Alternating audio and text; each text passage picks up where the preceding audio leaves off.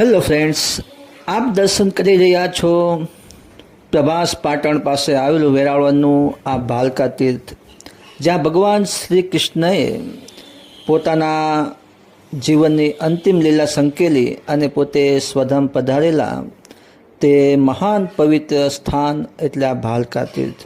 જ્યારે યાદવો અંદરો અંદર લડી અને ઝઘડી રહ્યા હતા, ત્યારે ઉદાસ થઈ અને ભગવાન શ્રી કૃષ્ણ આ બાજુ દરિયા કિનારા પાસે આગળ આવેલું આ પીપળાના વૃક્ષ નીચે તેઓ પીતાંબર ધારીને બેઠા હતા.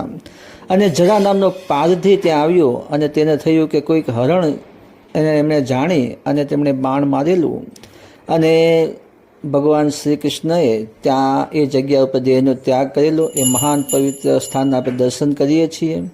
તો આ સ્થાનના દર્શન એ બધા કરજો અને ખાસ ચેનલને એ સબસ્ક્રાઈબ એ અવશ્ય કરજો.